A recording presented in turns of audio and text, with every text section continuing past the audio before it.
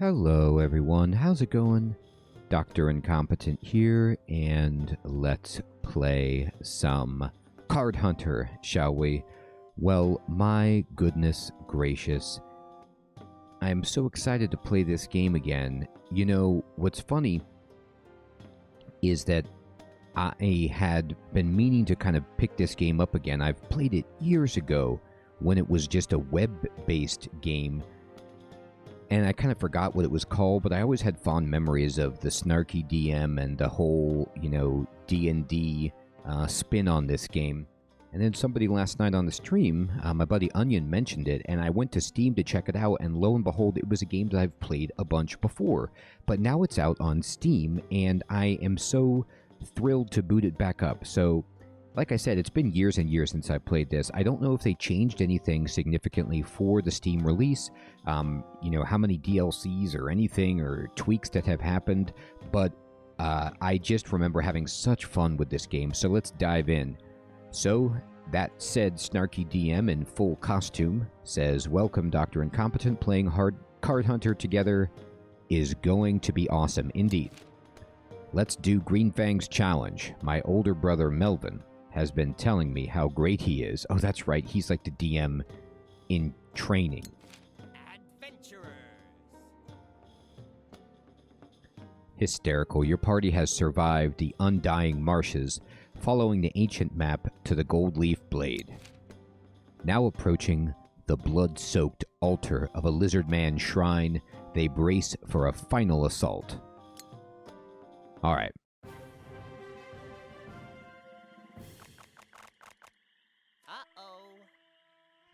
Cold-eyed, the lizardmen pour forth to defend their temple, commanded by a skeletal apparition.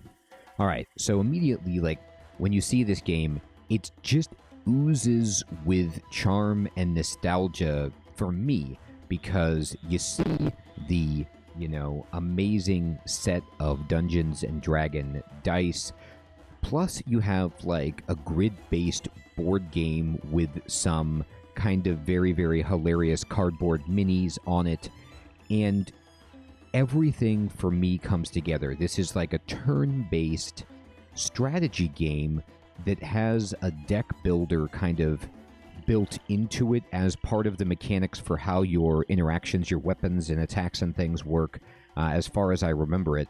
And I get the double dose of playing D&D 2nd edition way back in the day, and also playing awesome tabletop RPGs like Hero Quest, for example, where it's kind of like D&D, but it's kind of more strictly based on spatial awareness than just playing D&D with your pure imagination. So I get a real kick out of this game. All right, and we are drawing cards. Play cards to defeat your enemies, he says. Right-click or press the spacebar on cards to see what they do. All right. So I've got this card right here called Chop, for example. I can right-click on it. When you're ready, left-click a card to play it. So it says right here, this is a new card to my collection. It's a common, I guess, denoted by this little C right here. It's melee, slashing, and it chooses up to 2 different targets for this attack. It has a power of 5 and a range of 1. But one moment. Okay, I am back. What I had to do here, hopefully you'll notice immediately, was I was playing it just on Steam on full screen, and I couldn't, it was too small. I have, a large monitor. I'm running at 2K, and I couldn't see anything. So what I did was, you just pushed a button in the upper right to make it windowed mode, and then I just kind of finagled it until it was about the right size to fit on my screen capture for slobs, and now I think it's a lot more readable, hopefully. So anyway, when I'm ready to play a card, you can left-click to play it. Now, what you'll immediately notice with this game is that, okay, I've got this awesome party. I have a healer. I have a priest kind of healer guy, a wizard, and I have a dwarven warrior, 3-person party. to start out. Now, you play cards to do everything, including moving. So you see, like, I have 4 cards in my hand. Borgo Stoneheart here has 35 health and draws 2 cards. Father Ordos here has 25 health and draws 2 cards. And Idris of the Haunting Horn has 18 health and draws 2 cards. In the upper left, there is a kind of like log for the combat. It'll give you just information from everybody on the global text, and then there's a battle log, which is fantastic. So now we can get into the game. Sorry for that. I had to adjust it. It was just far too small. All right. Now, who do I want to move? I'm going to select... let's see. If I select a dwarf, I can move him up only 2. So that's not very much. Now, what if I want to block? Armor, it gives him armor +2. And then if you mouse over this, I know this is kind of small. I'll just read it out. It says, when you would take damage, prevent 2 points of that damage. So it gives him armor if I have this in my hand. So basically, the way that I understand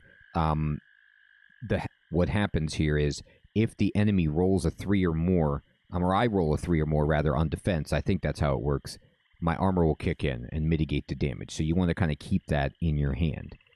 Now, what if I want to just, like, launch a fireball? All right, so, or a sorcerer's bolt. So when you mouse over a card, like this card, that is a ranged card, I'll right-click on it to make it a little bit bigger for you.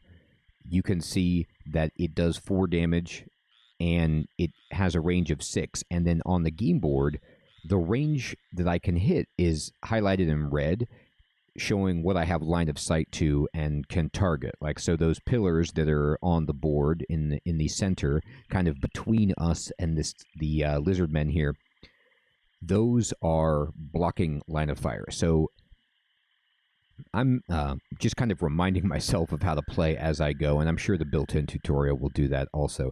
I might, at some point, like, kick in my old account, because I think I did at some point buy some of the DLC, or so, at least some pizza maybe a long time ago, but either way, this is fine. So I'm going to use Sorcerer's Bolt, and I'm firing it at a sock, okay? And click anywhere to continue, and we targeted that guy, and we blasted him, all right? And the Lizardman Guardians play Walk, okay? So we're going to just let him go. When you hover over a card, the board shows all the squares you can reach with that card, like what we just did. Now, it's now Father Ordos' turn, and I'm trying to recall if there is a way, if we just go back and forth between our people, and then, like, or how this goes exactly. Like, was there an initiative rolled, and they got to go with Newt and the elf, and then this is the Lizardman Warrior that we hit, and these guys are up here, but I see the Guardians here, so maybe it's like, it's my turn, it says so in the lower left, and then I get to do one character, and then he gets a turn. I think it's kind of important. We'll figure this out. So she can do a fireball, and I could target this guy, maybe even kill him. I could also do Arcing Spark. This says, choose up to 3 different targets for this attack. Each target must be within 3 squares of one another. And it does 3 damage, and it says hard block to 1. Alright, so I can do, like... I could only hit 2 with this. So let's instead try to fireball this guy.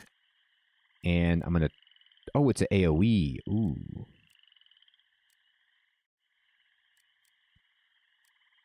This would hit 3 targets, so this is good. So you can see I'm mousing over this guy.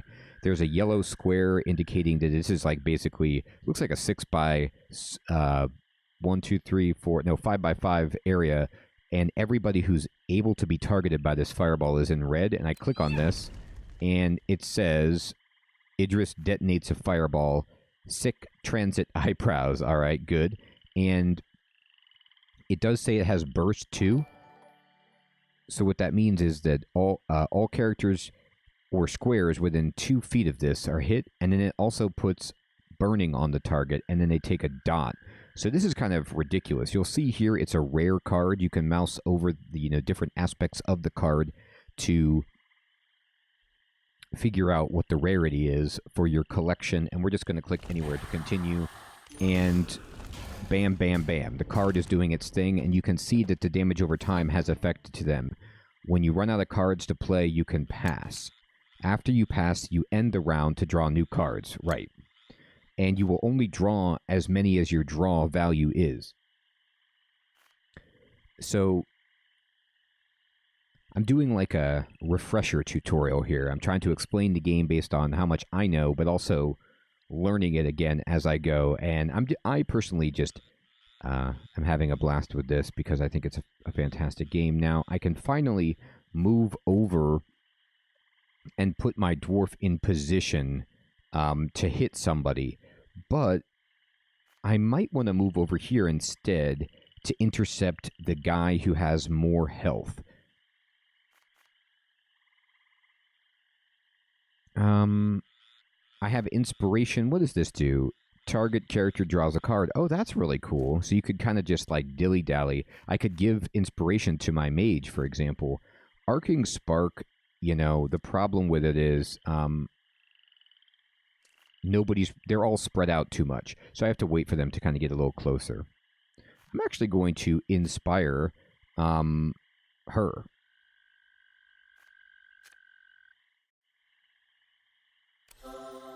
And let her draw a card.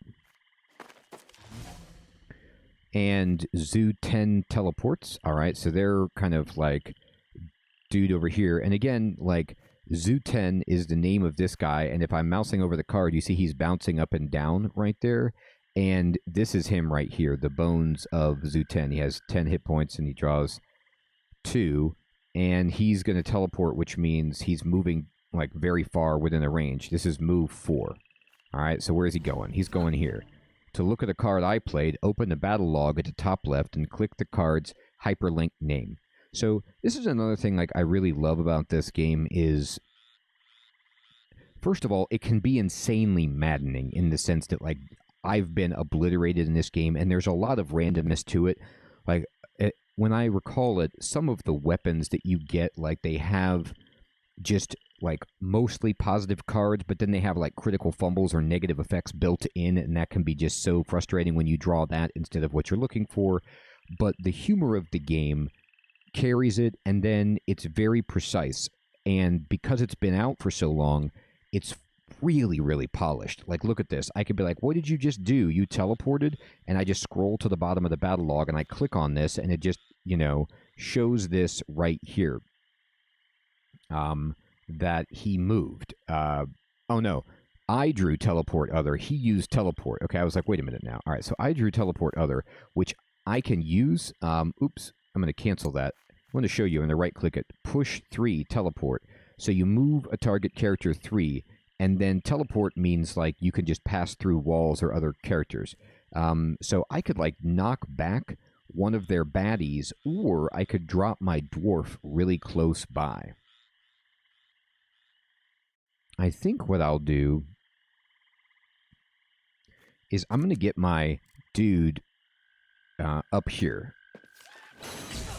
Now, they just blasted me with Sorcerer's Bolt. Hover over card numbers and icons to find out what they mean. Okay. So my priest got hit, but he's got a lot of health, so it's not the end of the world. Now, I'm going to try to chop this dude right here with Borgo. So I'm going to click chop, and when there's no one else to target, the game will just auto-target for you. If there's an option, you get to kind of select where you want to go. Bap.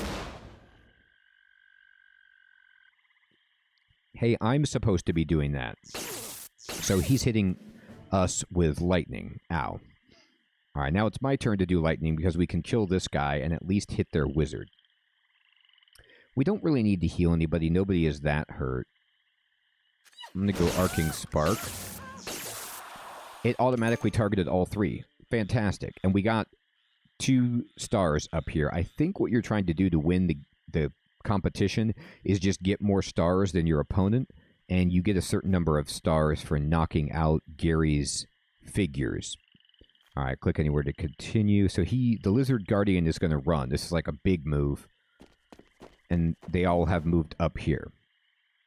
All right, now my awesome healer has reaching swing, so he's got himself like a pole arm, and he gets to reach a distance of 2 and hit for 6 damage, but if the enemy has block, like a shield or something, they get to add 3 to... It's easier to defend. So I could move him up a little bit to hit this guy. I don't have much more I can do, being perfectly honest. I mean, I could move Father Ordos up here to poke at the wizard and get him almost dead. This guy right here is going to burn, so he's going to die the next turn. And I don't really need to worry about him as much. But I don't want this guy to just outright die. But I think it's okay. I can move him here. He can reach out and hit next turn. Now, what you could do is you can look at the opponent and you can see, okay, the Lizardman Warriors have 4 cards left. The Lizardman Guardians have 2 cards, and the Wizard has 1. So you can kind of like play a delaying game. How much do I heal for? Heal 5. Is anybody hurt 5? Yeah, the priest actually is. So I might just heal the priest to just kind of pass the turn.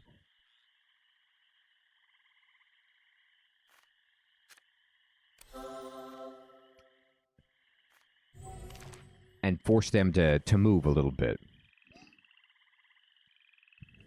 Burning 2 at the start of each round. So when we pass. So he's actually not going to die for a little bit. So even though he's burning, he's going to get to maybe attack if he wants to before that goes into effect. And if I can just neutralize him by attacking this guy right in front of me and just killing him. We get a star and we go out.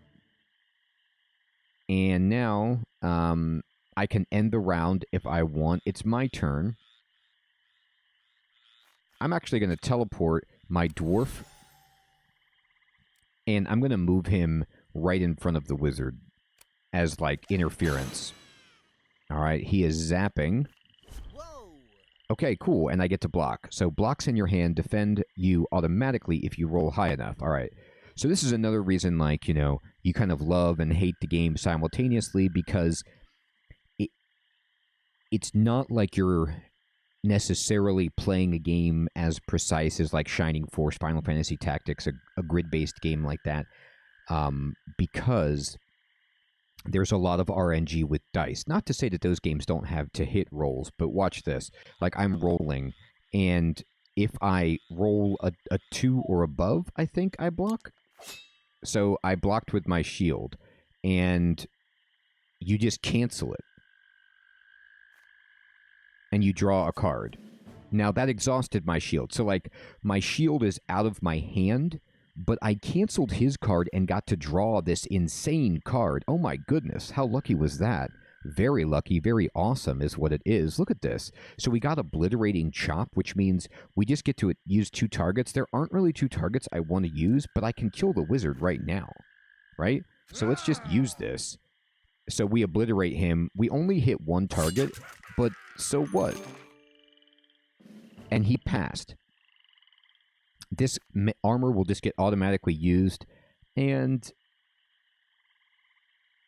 I'm going to actually move my priest up a little bit just to block the spellcaster, and I will now end the round.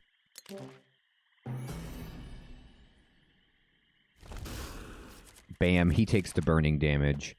Okay. All right, it is my turn to play. So we got to go first, which is great, because let's see if we have anything that attacks 2 targets.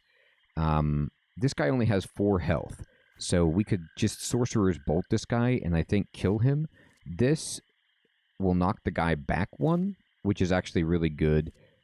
This is just a ton of damage all in one, and this will slide them back 1 also. I'm going to use Sorcerer's Bolt and hit this guy. He didn't have a block. We're almost down. Whoa. He chopped us. Okay. But luckily, Borgo drew a parry card, and we get to use that. And what that means is he just blocked melee, so boom. I'm going to click on parry up here and just show you again. I'm going to mouse over block melee. When an enemy plays a melee card affecting you, you cancel it. So we just have to roll above a 2, and we parry it, and you get to draw a card. Those defensive cards can be so critical. Now, let's just annihilate this guy. So we're going to strong hack the dude. His name is Newt, and he passed. He doesn't have a card to use, really. So we're going to go ahead and bash this guy, and we win. Bam. Victory. Onward. Victory! The bones of Zoo 10 return to dust, and the treasure is yours. That's sweet. Okay, fantastic. So, Yay! I love the little, like, voice action sound effects. Open the chest to claim your reward. This is where this game gets insane and, you know, where they make their money. I'll show you. Open the chest. A legendary drop. Drag and drop the gold leaf blade onto the empty wagon slot on the character to the left. Oh, weapon slot. Wagon. Boy, my reading has detonated in my mind. I feel shame as a minor action. Okay, so here is a legendary weapon. You'll see it's in orange. It's a level 13 legendary weapon, and it has all of these cards that come with it. So this is how this game works. You build a deck, and your deck is built from the equipment your character has on in your paper doll. And this is where the game gets incredibly awesome, is customizing this kind of stuff. Now, remember how I said equipment has negatives? Some of it, not so much. Like this one, these are all pretty good. Like the worst it has is the perforating strike.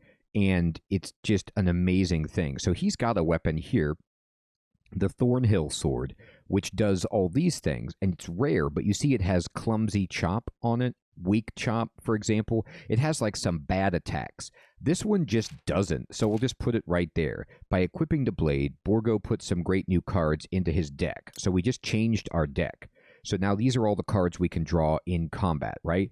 Your character gets experience, and you will, I think that just levels up your health. I'm not sure if it does anything more. You might unlock more slots or something like that with your character. And now we are flying along. You can see the other characters by clicking here. You can see their deck, and this isn't a game where you like customize the deck by putting cards in and out, but rather by changing your equipment, like in an RPG. And we go onward. Oh no, as you lift your prize in celebration, a terrible rumbling shakes the temple. The stones themselves seem to cry out in terror as a caustic reek fills the air. Green Fang is here. He's holding his pencil and he's shaking. Uh-oh.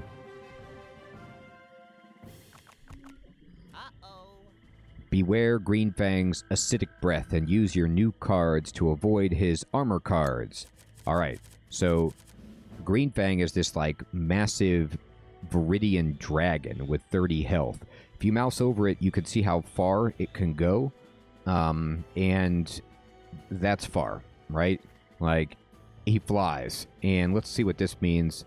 It just means that he can move through impassable terrain, and he's not required to stop when entering any square. All right, so that's a pretty good trick. All right. What are we going to do? We're going to kill Green Fang is what we're going to do. Now, Perforating Strike is the card I believe he was talking about. It has Penetrating, which means it ignores armor unless that armor grants immunity against it, right? So we can get through his formidable hide with our new weapon. All right, so what do we want to do? Let's look at the cards that we've drawn.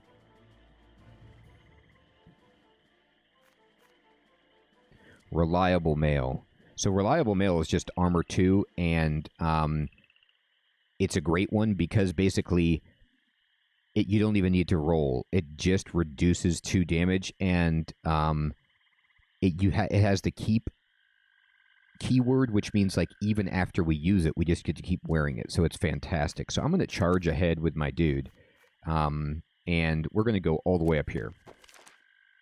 Now he's flying. He can fly wherever he wants, so maybe this was a mistake. He did not fly past us, so we can hit him right here. You can see he's so massive that he takes up 4 tiles. So what we're going to do is now... what does this do? Hard to block 2. We hit him with a powerful spark. And he reduced the damage by 3 with his card called Resilient Hide. This armor grants immunity to fire, poison, electricity, and acid, and keep. So this means, like, he's taking nothing against that. And he's going to claw our buddy. Now, we reduce it by 2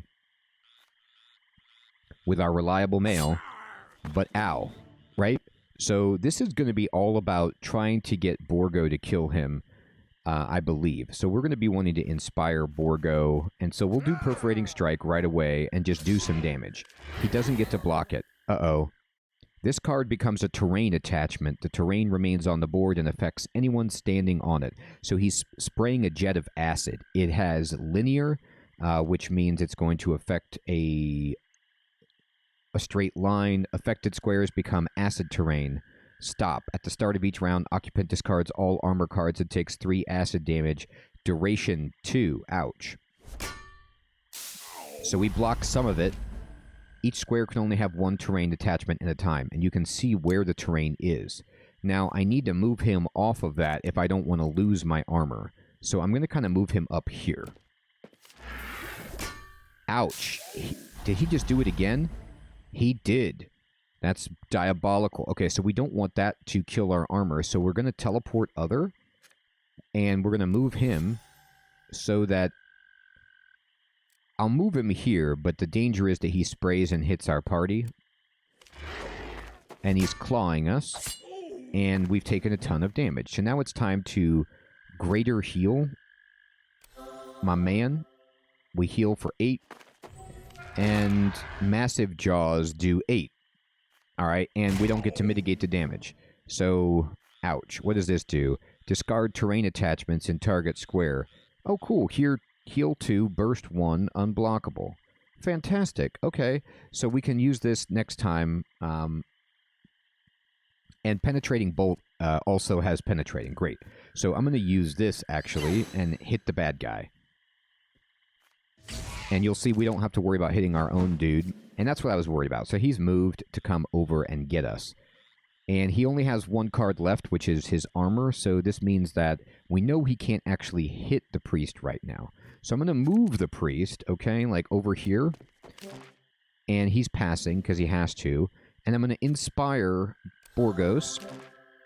And we got attack skill. Draw a card. Discard that card unless it is an attack card. Repeat until you've drawn 2 attack cards or drawn 6 cards. Fantastic. So we're going to use this, and let's search. Oh my god, we got 2 attacks. Fantastic. That card is sick. I've never seen that before. I have to tell you, I think that they changed the opening tutorial of this game. I think, but also, if I'm remembering correctly, there might be one of these things where it's like, your older brother or Gary's older brother comes in and is mad that you're using his module and you have to start over. Because these characters are quite powerful. They're like level 20 taking on a dragon. I think we start with garbage at some point, but I'm not sure. Again, it's been a long time since I played this. Okay, so here's what we're going to do. I'm going to Perforating Strike. We can do all of this without fear of reprisal from Greenfang because he's got no cards left. We'll go ahead and Strong Hack. He'll block some of that damage, but now he's down to 10, right? So I'm going to go ahead and end the round.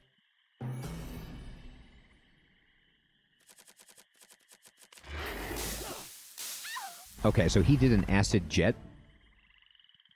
So this is the opportunity for me to do Cleansing Burst, right? But